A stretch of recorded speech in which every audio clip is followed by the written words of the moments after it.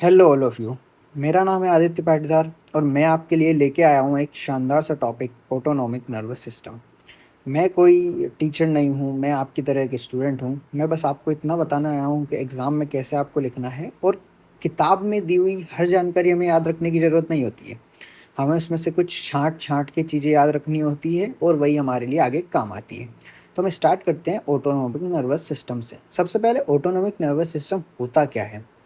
Autonomic nervous system काम कैसे करता है? कॉन्शियसनेस के बिलो, मतलब हमें कॉन्शियसली सोच कर करने की ज़रूरत नहीं है किसी को, किसी भी चीज़ को।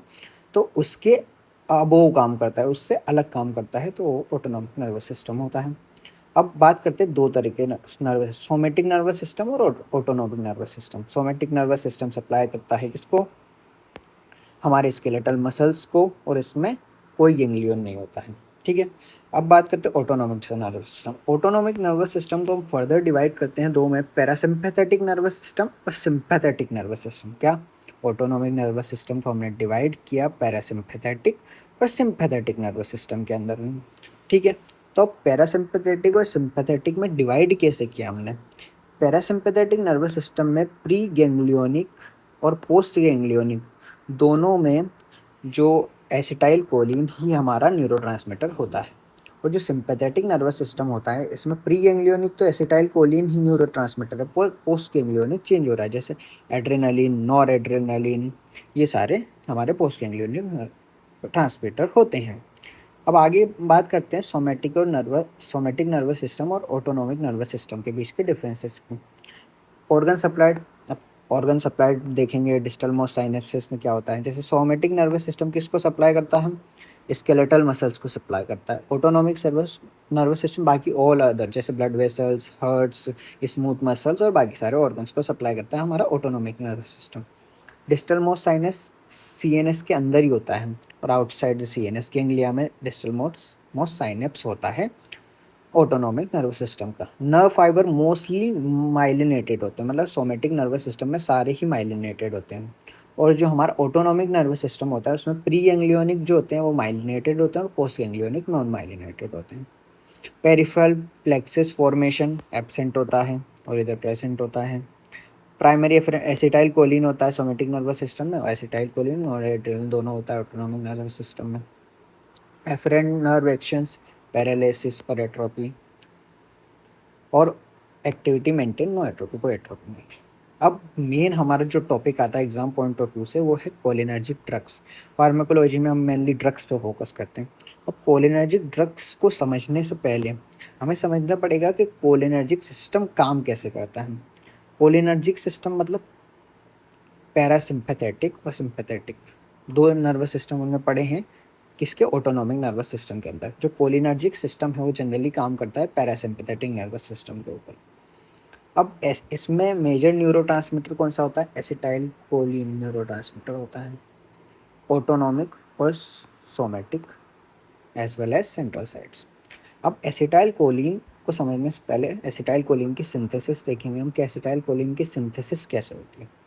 ATP plus acetate. अब एसिटाइल कोलिन नाम से ही समझ में, एसिटाइल प्लस कोलिन दोनों के मिक्सचर से बना होगा।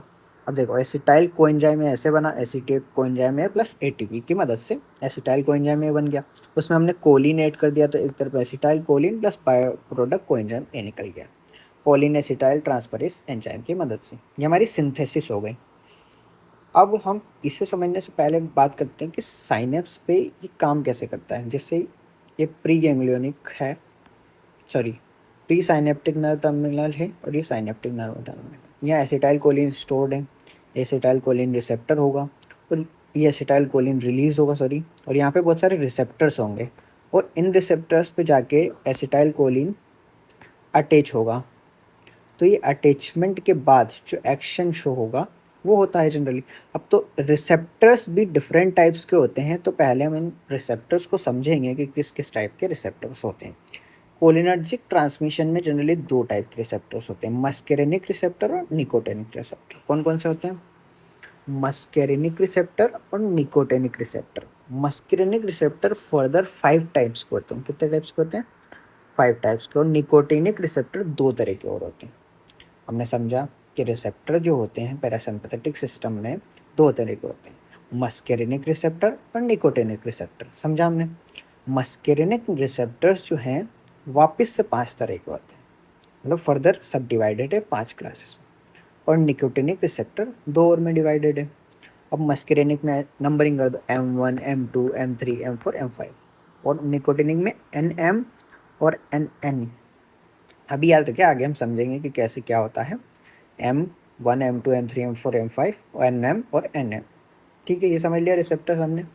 अब बात करते हैं, पहले हम बात करेंगे मस्केरेनिक रिसेप्टर्स के बारे में। मस्केरेनिक रिसेप्टर्स वैसे तो 5 तरीके के होते हैं, मोस्टली एक्शन M1 M2 और M3 ही शो करते हैं, बाकी 2 को हम डिटेल में नहीं पढ़ेंगे। अब जो सबसे इम्पोर्टेंट चीज़ है इस स्लाइड में जो आपको समझनी है, लोकेशन और फंक्शन। क्या? लोकेशन और फंक्शन, दोनों चीज़ें सबसे इम्पोर्टेंट है। एक बात याद रखना, M1 M2 M3 ऐसे लाइन से याद रखें, तो इसकी एक ट्रिक याद रखें, खाओ, दिल लगाओ और बाकी सारे काम बाद में। मतलब जो M1 रिसेप्टर है ये ज़्यादातर कहाँ पे काम करेगा? इंटेस्टाइनल सिक्रीशंस को बढ़ाता है, एसिड सिक्रीशन करवाता है। तो एक खाया, ठीक है, मतलब खाया, इसके साथ अपन ने लर्निंग मेमोरी देख ली, फिर दिल लगाया, ये कहीं पे ऐसे नोड पे, मतलब दिल पे काम कर रहा है, हार्ट पे, और बाकी सारे काम बाद में, जैसे visceral muscle, bronchial, smooth muscle, ये सारे काम बाद में। तो अब हम समझते हैं कि M1 M2 M2 कैसे काम करते हैं। M1 क्या करेगा? मतलब इंक्रीज करेगा एसिड सिक्रीशन को, किस में? इंटेस्टाइन में, मतलब अपने स्टोमक में। लर्निंग और मेमोरी और मोटर एक्टिविटीज़ में मदद करता है। M2 के 3 काम होते हैं, हार्ट रेट को बढ़ाता है, सॉरी कम करता है, वेलोसिटी ऑफ कंडक्शन को कम करता है, हार्ट रेट को कम करता है, वेलोसिटी ऑफ कंडक्शन को कम करता है, और फोर्स ऑफ कॉन्ट्रैक्शन को कम करता है। इन 3 चीज़ देख लो, वेलोसिटी ऑफ कंडक्शन डिक्रीज कर रहा है, कॉन्ट्रैक्शन, फोर्स ऑफ कॉन्ट्रैक्शन कम कर रहा है, कॉन्ट्रैक्टिलिटी डिक्रीज कर रहा है, ठीक है, और फोर्स, वेलोसिटी ऑफ कंडक्शन और हार्ट रेट, तीनों चीज़ें कम हो रही है। अब जनरली मस ये जो अपना होता है कोलिनर्जिक सिस्टम, ये सारी चीज़ों पे एक्साइटेटरी फंक्शन करता है। मतलब जैसे स्मूथ मसल्स का कॉन्ट्रैक्शन करा है, बस 2 जगह ये डायलेशन करा, एक तो वेसल्स का डायलेशन कराएगा और हार्ट रेट, और इनको कम करेगा। बाकी सब चीज़ों को बढ़ा देगा, जैसे एसिड सर्कुलेशन इधर बढ़ा दिया, ठीक है, इधर सारी चीज़ों का कॉन्ट्रैक्शन करा रहा, पर हार्ट रेट कम कराएगा। एक तो heart rate, velocity of conduction, force of contraction और वेसो डायलेशन कराएगा, और बाकी सब चीज़ों को बढ़ाता ही है। देख के अब M1 देख लिया हमने, acid secretion, learning memory. M2 देख लिया, heart rate, velocity of conduction, force of contraction, ठीक है। M3 की बात करते हैं, visceral muscle, bronchial smooth muscle का कॉन्ट्रैक्शन कराता है, आइरिस का कॉन्ट्रैक्शन ऑफ प्यूपिल कराता है, मायोसिस कराता है, सिलियरी मसल का कॉन्ट्रैक्शन कराता है, एक्सोक्राइन ग्लैंड सिक्रीशन बढ़ाता है, वेस्कुलर एंडोथीलियम में एनओ रिलीज करवाता है, जो वैसो डायलेशन कराता है। अपन ने देखा था कि 2 ही चीज़ों में डायलेशन फंक्शन, मतलब डिक्रीज करने वाला फंक्शन करता है। अब M1 receptor GQ protein coupled होते हैं, GI G note protein coupled होते हैं, M2 वाले, और GQ प्रोटीन कपल्ड। ये इतनी काम की चीज़ें नहीं, हमने मेजरली ये याद रखना है। ये KDT की ही टेबल दो, मैं बता रहा हूँ। अब आगे हम देखते हैं NM और NM। NN मतलब, NM मतलब न्यूरो मस्कुलर, NM निकोटिनिक मतलब गैंग्लियोनिक जो फंक्शन करता है, ठीक है। अब ये लोकेशन और फंक्शन, ये न्यूरो मस्कुलर जंक्शन पे होता है NM, और ये ऑटोनोमिक NN गैंग्लिया पे होता है, डिपोलराइजेशन ऑफ गैंग्लिया करता है। अब न्यूरोमस्कुलर जंक्शन पे डिपोलर मसल एंड प्लेट का डीपोलराइजेशन करा, जिससे स्केलेटल मसल का कॉन्ट्रैक्शन होता है, जिसकी वजह से, ठीक है, एड्रेनो कैटाकोलामाइंस को रिलीज कर देगा, एक्साइटेटरी और इनहिबिटरी फंक्शन करता है। अलग अलग डोजेस पे इतना डिटेल में जाने की हमें ज़रूरत नहीं है, ठीक है। हमने यहाँ तक पढ़ा, ये हमने पढ़ लिए रिसेप्टर्स कौन कौन से होते हैं, 5 तरह के होते हैं, क्या करते हैं, कहाँ लोकेशन। ये हमारे, ये जो चीज़ें हैं आगे बहुत ही ज़्यादा काम आएगी। इससे आप फार्माकोलॉजिकल एक्शन समझ सकते हो, यूजेस समझ सकते हो, कॉन्ट्राइंडिकेशंस और साइड इफेक्ट भी समझ सकते हैं। अब बात करते हैं ड्रग्स के बारे में। कौन से ड्रग्स हैं? कोलिनर्जिक ड्रग्स भी बोल सकते हैं, ड्रग्स,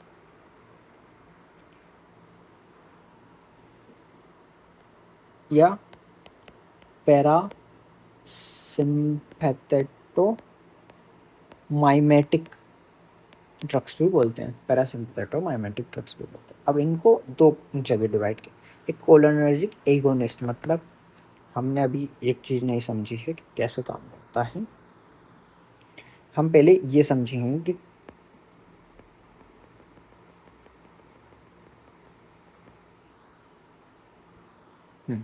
हम पहले समझेंगे कि एक साइनेप्स कैसे काम करता है। एसिटाइल कोलिन यहाँ था, ठीक है,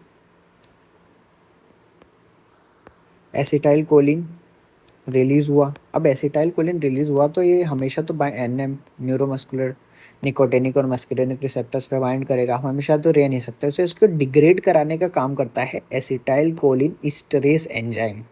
एक एंजाइम होता है एसिटाइल कोलिन इस्टरेस, तो उसका काम होता है कि इसको डिग्रेड करवाता है, कि एसिटाइल कोलिन को, उसको वापस से डिवाइड कर दिया जाता है एसीटेट में और कोलिन में। कोलिन का वापस से रीअपटेक हो जाता है और वहाँ से एसिटाइल कोलिन वापस से रिफॉर्मेशन। तो ये साइकिल चलती रहती है। क्या एसिटाइल कोलिन रिलीज हुआ, एसिटाइल कोलिन टूटा, एसिटाइल कोलिन स्ट्रेस एंजाइम से कोलिन में गया, कोलिन का वापस से रीअपटेक हो गया और एसीटेट का रीअब्सॉर्प्शन हो गया ब्लड में। तो ये ऐसे काम करता है, ठीक है। तो दो तरीके से एसिटाइल कोलिन स्ट्रेस के एंटी कोलिन है, एसिटाइल कोलिन स्ट्रेस जो एंजाइम है इसको इनिबिट कर देंगे।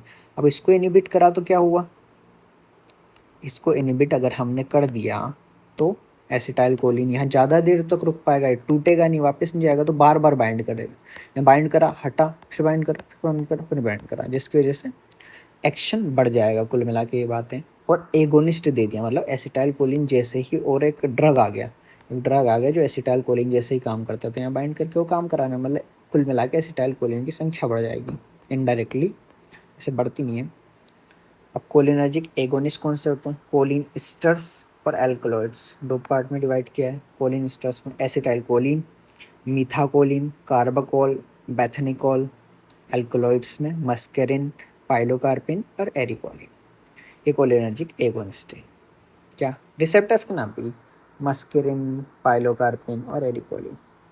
एसिटाइल कोलिन वैसे ही, उसमें मेथेनेट या मेथाकोलिन, कार्बाकोल और बेथनिकोल। एंटी कोलिन स्ट्रेसेस कौन कौन से, रिवर्सिबल होते हैं जो रिवर्सिबल बाइंड और इरिवर्सिबल होते हैं। रिवर्सिबल को फर्दर डिवाइड किया हमने कार्बामेट में और नॉन कार्बामेट में, कार्बामेट में और नॉन कार्बामेट में, ठीक है।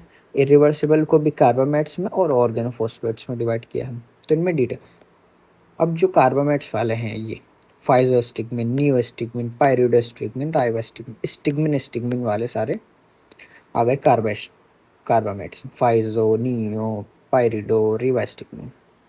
और नॉन कार्बामेट्स एड्रोफोनियम, टैकरीन, डोनापिचिल और गैलेंटामाइन।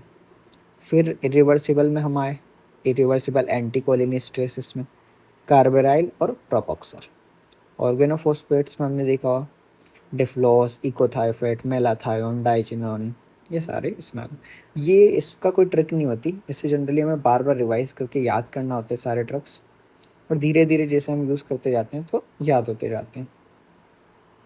अब हम पढ़ेंगे कि ड्रग्स काम कैसे कर रहे हैं, मैकेनिज्म ऑफ एक्शन, जो मैंने आपको समझा ही दिया है कि कोलिनर्जिक एगोनिस्ट कैसे काम करते हैं। यहाँ आता है, मतलब कोलिनर्जिक एगोनिस्ट हमने दिया किसी भी फॉर्म में, वो इस लेवल पे आ जाएगा। कोलिनर्जिक एगोनिस्ट वो इस रिसेप्टर से बाइंड करेगा और मस्करिनिक या निकोटिनिक एक्शन को बढ़ाएगा, ठीक है।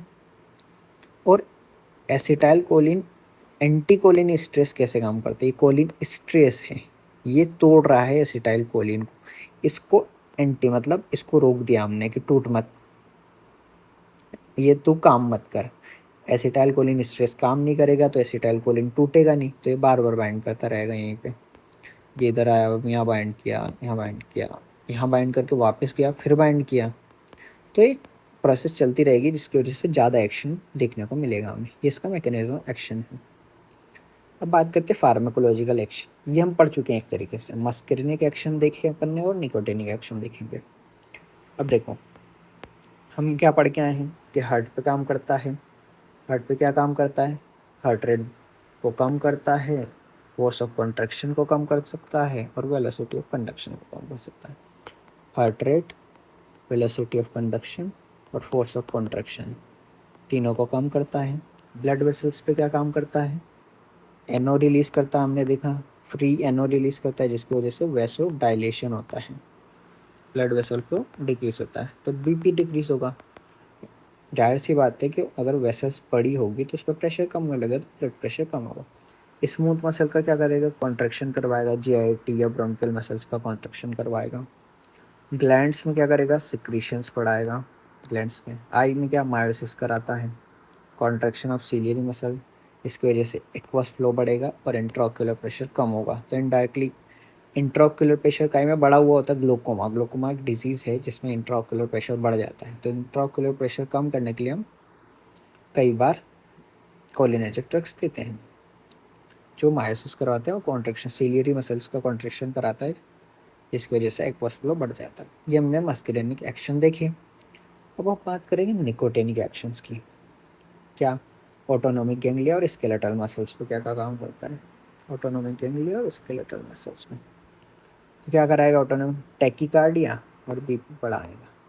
क्यों? स्टिमुलेटिंग एक्शन होता है, टैकीकार्डिया कराता है और बीपी बढ़ाता है। स्केलेटल मसल पे आईवी अगर हम देंगे तो कोई इफेक्ट नहीं है, क्योंकि हाइड्रोलाइसिस हो जाता है बहुत जल्दी एसिटाइलकोलिन।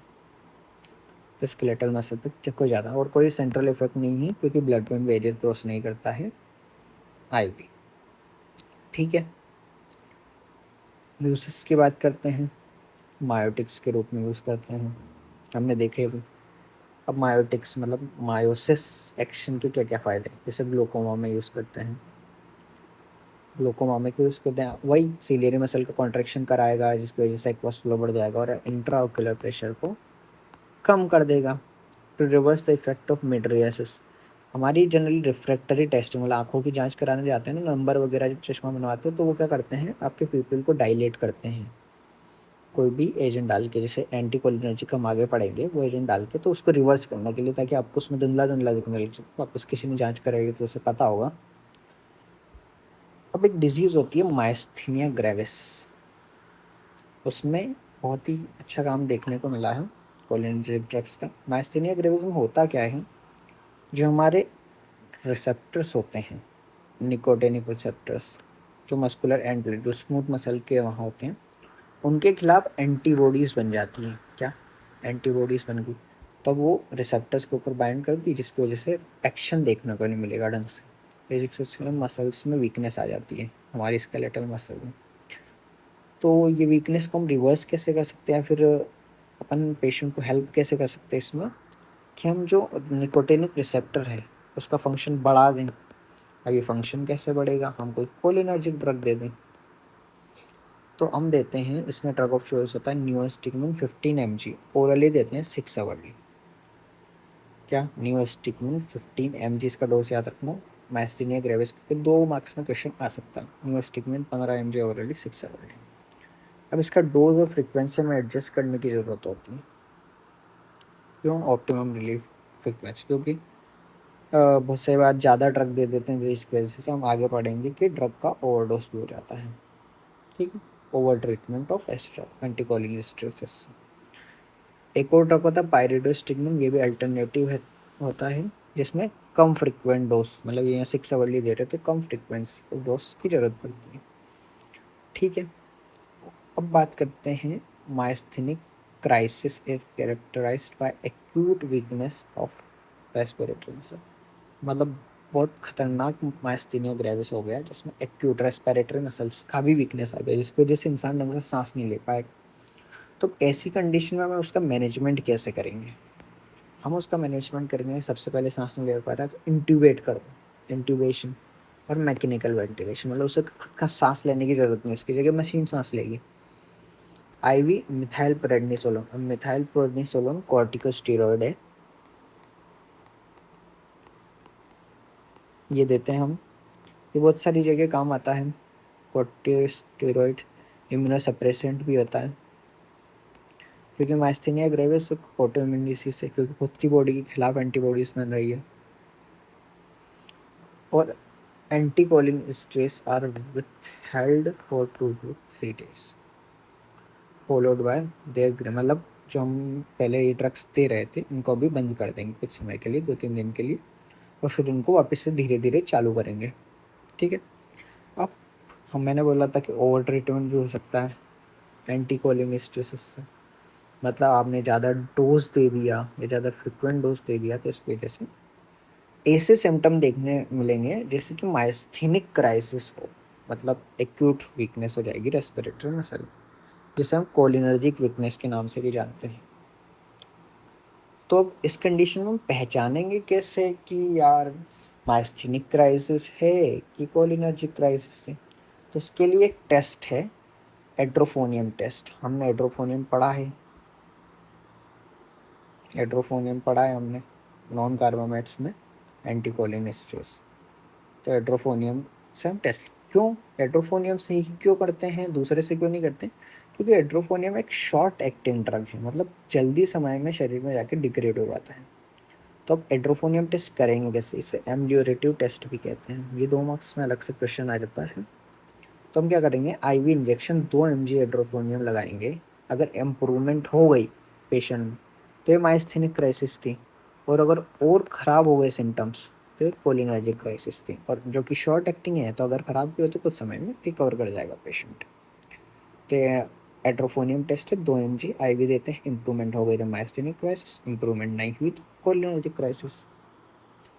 अब और कहाँ कहाँ हमने यूजेस में देख लिया, क्या देखा, मायोटिक्स ग्लूकोमा में देते हैं, मेड्रेसिस रिफ्रैक्टरी टेस्टिंग के दौरान माइस्थेनिया ग्रेविस में देते हैं, और अब देखेंगे हम उसके और यूजेस के, पोस्ट ऑपरेटिव पैरालिटिक ईवीएस या फिर यूरिन, मतलब ऑपरेशन में के दौरान हमें एनेस्थीसिया लगाया जाता है, मस्कुलर रिलैक्सिंग दिए जाते हैं, तो उसको रिवर्स करने के लिए, मतलब ताकि पैरालिटिक इलियस ना हो जाए, यूरिनरी रिटेंशन ज़्यादा, पोस्ट ऑपरेटिव डिग्रेडेशन, वही मस्कुलर रिलैक्सिंग देते हैं, कोबरा वाइट में एंटीटोड के उसमें, बेलाटोना पॉइजनिंग, ये हम आगे भी पढ़ेंगे। बेलोडोना क्या होता है, मतलब बेलोडोना से क्या बनता है, एट्रोपिन बनता है।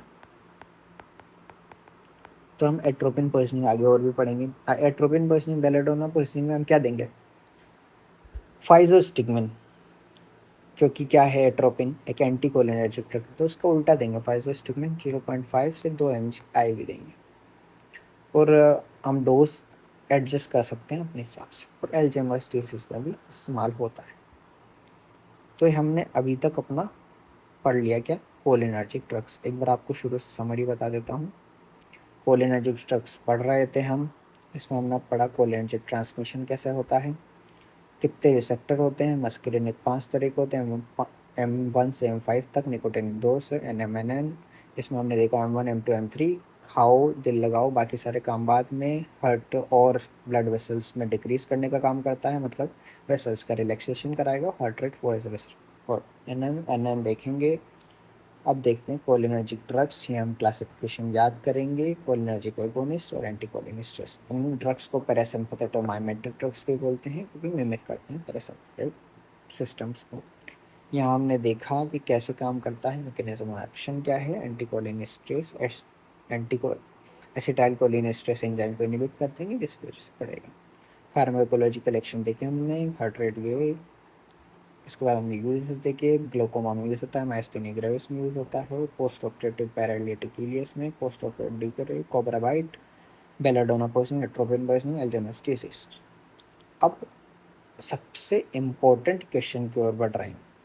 यहाँ तो आपको ध्यान लगाना ही चाहिए, क्योंकि ये क्वेश्चन एग्जाम में इतना रिपीट होता है, इतना रिपीट होता है कि इसके हद नहीं है, हर साल आता ही आता है, पीयू में आएगा, यूनिवर्सिटी में आएगा। एंटीकोलिन स्ट्रेस पॉइजनिंग, अगर इस चैप्टर से एएनएस से क्वेश्चन आ रहा है तो इस क्वेश्चन पे जरूर एग्जामिनर ध्यान देता है कि ये क्वेश्चन तो दे ही दो, तो ये क्वेश्चन हमें पता होना चाहिए। एंटीकोलिन स्ट्रेस पॉइजनिंग या फिर ऑर्गेनोफॉस्फोरस पॉइजनिंग। अब ऐसा क्यों बोला जाता है इसको, और इतना इम्पोर्टेंट क्यों है? जो हमारे फार्मर्स जो होते हैं, फार्मिंग की दवाइयाँ होती हैं, उनके अंदर ऑर्गेनोफॉस्फेट्स होते हैं। बहुत सारी दवाइयाँ होती हैं जिसमें ऑर्गेनोफॉस्फेट होते हैं, कार्बामेट्स होते हैं, मतलब एंटीकोलिन स्ट्रेस एंजाइम्स होते हैं, जो पेस्टिसाइड्स हर्बिसाइड्स होते हैं उनके अंदर। ठीक है। तो अब पेशेंट इस पोजीशनिंग के साथ आ रहा है तो हम उसे पहचानेंगे कैसे, मतलब क्या साइन सिम्टम्स होंगे। हिस्ट्री तो लेंगे, हिस्ट्री में हमें पता चलेगा उसने दवाई पी, तो हम पहचानेंगे कैसे, तो हम उसके साइन एंड सिम्टम्स देखेंगे। ध्यान से सुनना इस बात को, एंटीकोलिन स्ट्रेस पोजीशनिंग को ध्यान से सुनना। सबसे पहले इरिटेशन होगी आइज में। अब हमने बोला तो सारे सिक्रीशंस बढ़ जाता है, लेक्राइमेशन, आंखों से सलाइवेशन, पसीना बहुत आएगा, ट्रेक्यो ब्रेंकियल सिक्रीशंस बढ़ जाएंगे। हमने आंखों में पढ़ा है कि मायोसिस हो जाता है, कॉन्ट्रैक्शन ऑफ आइज, ये बहुत important. Blurring of vision, broncho सांस लेने में दिक्कत आ जाएगी। कोलिक, इनवॉलेंट्री डेफिकेशन और यूरिनेशन, मतलब इन सबका कॉन्ट्रैक्शन कराता है ना, तो इसकी वजह से इनवॉलेंट्री डेफिकेशन या यूरिनेशन हो जाएगा, मतलब सारे सिक्रीशंस पड़े हुए मिलेंगे। मायोसिस बिल्कुल पिन पॉइंट प्यूपिल मिलेगा इसमें। ब्लरिंग ऑफ विजन, ब्रोंकोस्पास, ब्रेथ, सांस लेने में दिक्कत होगी इंसान को, सिक्रीशन भी बढ़ेगा ब्रोंकियल, तो ब्रोंक्स ब्लॉक होने जैसा है। अब हम बीपी देखेंगे, BP fall in BP, BP कम हो जाएगा क्योंकि वैसो डायलेशन होता है। ब्रेडिकार्डिया मिलेगा, हार्ट रेट कम होता है, या फिर टेकिकार्डिया भी मिल सकता है। अब ब्रेडिया टेकिकार्डिया मतलब कार्डियक अरेथमिया है, बीपी कम हो गया तो वेस्कुलर कोलैप्स होगा। मस्कुलर फैसिकुलेशंस, मसल वीकनेस मिलेगी, रेस्पिरेटरी पैरालिसिस भी हो सकता है। हमने पढ़ा ना कोलिनर्जिक क्राइसिस, वही वाली बातें, ज़्यादा दे दिया तो सेंसिटाइजेशन हो गया किसका, रिसेप्टर्स का, जिसकी वजह से काम नहीं कर रहे हो। इरिटेबिलिटी, डिसोरिएंटेड हो जाएगा, ट्रिमर्स आएंगे, अनस्टेडीनेस, कन्वर्जन्स होंगे, कोमा, और यहाँ तक कि डेथ भी हो सकती है रेस्पिरेटरी पैरालिसिस की वजह से। Convulsion, coma and death. Death किस, रेस्पिरेटरी फेलियर की वजह से होती है जनरली। हमने क्या क्या पढ़ा, सबसे पहले सारे सिक्रीशन बढ़ जाएंगे, मायोसिस होगी, ब्रेथलेसनेस होगी, हार्ट वाले एक्शन देकर बीपी कम हो जाएगा, अरेथमियास होंगे, ठीक है, मसल में वीकनेस आ जाएगी, रेस्पिरेटरी पैरालिसिस भी हो सकता है, कन्वर्जन, कोमा और डेथ तक हो सकती है रेस्पिरेटरी फेलियर की वजह से। ये सारे मेजर साइंस एंड सिम्टम्स होते हैं। पेशेंट आया है तो हम डॉक्टर बनने जा रहे हैं भाई साहब, क्या बन रहे हैं, डॉक्टर, तो इलाज तो करना ही पड़ेगा। तो हम ट्रीटमेंट कैसे करेंगे इन पेशेंट को। कोई भी इमरजेंसी पेशेंट आता है तो हम सबसे पहले हमने पढ़ा होगा ABC चेक करते हैं। ABC क्या होता है, एयरवे, ब्रीदिंग, सर्कुलेशन, ठीक है।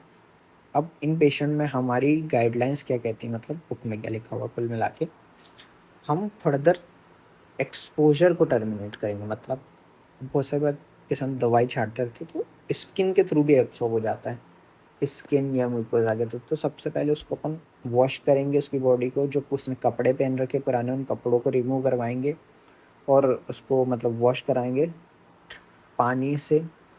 और गैस्ट्रिक लवाज, अगर उसने पी लिया है मुँह से तो गैस्ट्रिक लवाज करेंगे फर्दर एक्सपोजर जरूरत के अनुसार। गैस्ट्रिक लवाज क्या होता है कि एनजी ट्यूब डालते हैं, उसके थ्रू हम जो उसने पिया है कोई भी दवाई वगैरह तो उसको रिमूव करते हैं, ये हमारा गैस्ट्रिक लवाज का प्रोसीजर होता है। सबसे पहले हमने क्या करा, और टर्मिनेशन ऑफ फर्दर एक्सपोजर, ठीक है, वही एयरवे, पॉजिटिव प्रेशर रेस्पिरेशन लिया, अगर मतलब वेंटिलेशन, ठीक है। सपोर्टिव मेजर्स, अगर बीपी कम हो रहा है तो क्या करेंगे, सपोर्ट, मतलब कुल मिला के अपन को उसकी जान बचाने के लिए वाइटल्स मेंटेन करके रखना, जैसे बीपी, हाइड्रेशन, कन्वर्जेंस को कंट्रोल करेंगे डाइजिपम देके, डाइजिपम देखिए कन्वर्जेंस को, डाइजिपम आपने अगर सुना नहीं हो तो बेंजोडाइजिपम क्लास के अंदर आता है, आगे पढ़ लेंगे आप CNS चैप्टर के अंदर। तो क्या बीपी मेंटेन करेंगे, हाइड्रेशन, और अगर कन्वर्जेंस वगैरह आ रहे हैं तो डाइजिपम देंगे। अब इस कंडीशन का जो एंटीकोलिन स्ट्रेस है इसका एक स्पेसिफिक एंटीटोड होता है,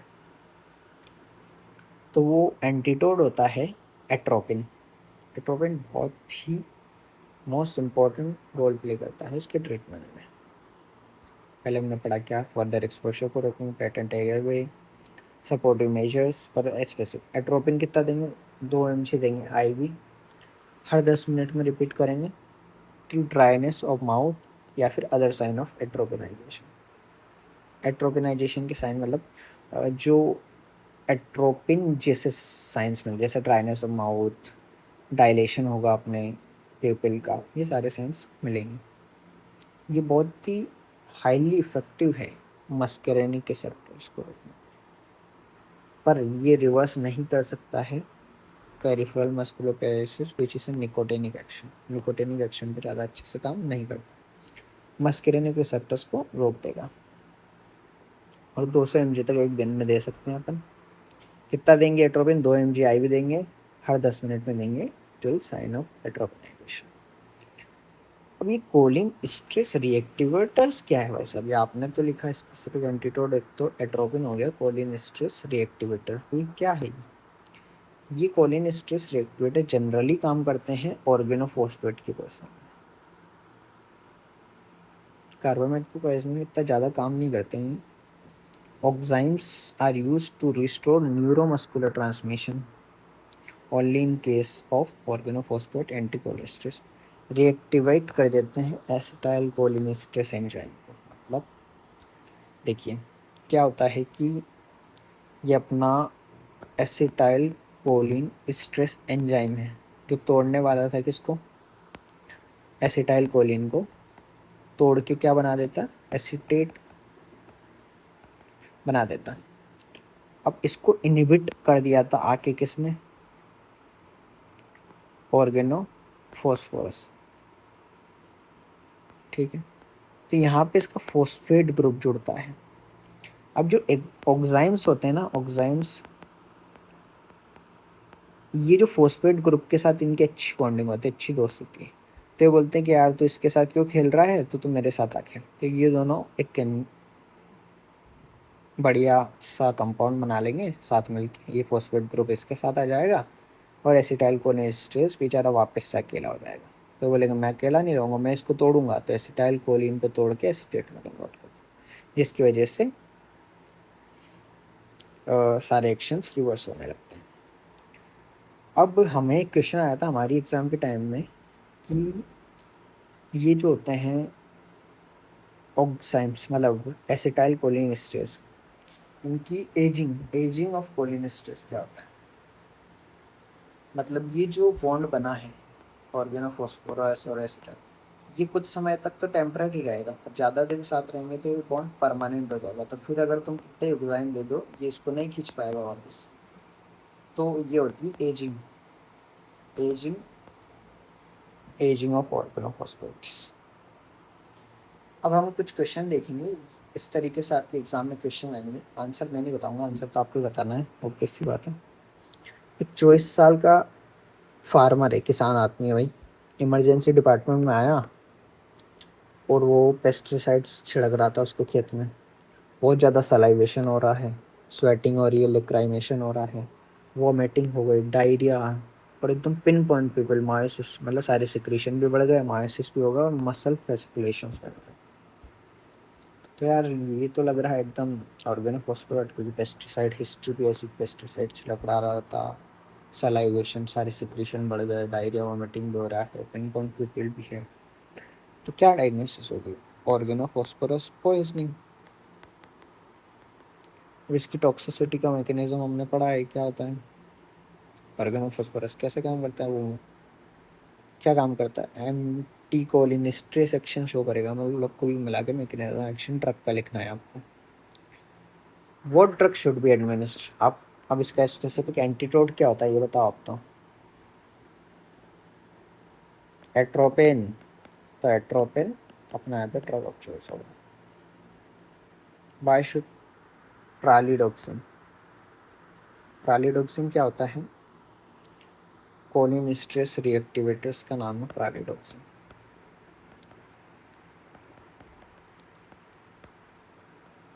ठीक है, तो ये हम क्यों देंगे? ताकि एजिंग ना हो जाए, समय पे देंगे। अब ये क्वेश्चन आ सकता है एग्जाम में कि मैकेनिज्म एक्शन बताओ, यूजेस बताओ, एडवर्स बताओ कोलिन स्ट्रेस इनहिबिटर्स के, कोलिनर्जिक ड्रग्स बताओ कौन कौन से होते हैं, उनका फार्माकोलॉजिकल एक्शन बताओ, थेरेप्यूटिक यूजेस बताओ, एडवर्स इफेक्ट ऑफ पाइलोकार्पिन। अब ये पाइलोकार्पिन आपको कंफ्यूज, आपने ड्रग का नाम देख लिया, पाइलोकार्पिन है क्या? एंटी कोलिन सॉरी,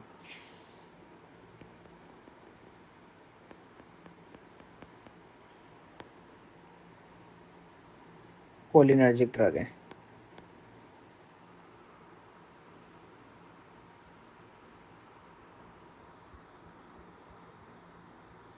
ये देखो, पाइलोकार्पिन क्या है? Cholinergic agonist. तो हमने देख लिया क्वेश्चन क्या क्या है। Why pyrrolidopsin is used in organophosphorus poisoning? Describe its mechanism of action. भाई मैंने बताया pyrrolidopsin क्या है, ऑक्साइम से रीएक्टिवेट कर देता है एसिटाइल कोलिनेस्टरेज एंजाइम को, रिमूव करता है फॉस्फेट ग्रुप जो अटैच होता है एंजाइम को बिफोर एजिंग, एजिंग होने से पहले, their restoring normal breakdown of acetyl. तो यहाँ पे हमारे सारे कोलिनर्जिक ड्रग्स या पैरासिम्पथेटोमाइमेटिक ड्रग्स खत्म होते हैं। इसमें मोस्ट इम्पॉर्टेंटली आपको याद रखना है ऑर्गेनोफॉस्फोरस पॉइजनिंग और बाकी कैसे काम करते हैं रिसेप्टर्स। ठीक है, बहुत बहुत धन्यवाद। अब 10 मिनट के ब्रेक के बाद यहाँ पे आप 10 मिनट का ब्रेक लीजिए, इसको रिवाइज कीजिए, थोड़ा घूम के आइए और फिर एंटी कोलिनर्जिक ड्रग्स भी पढ़ेंगे अपन।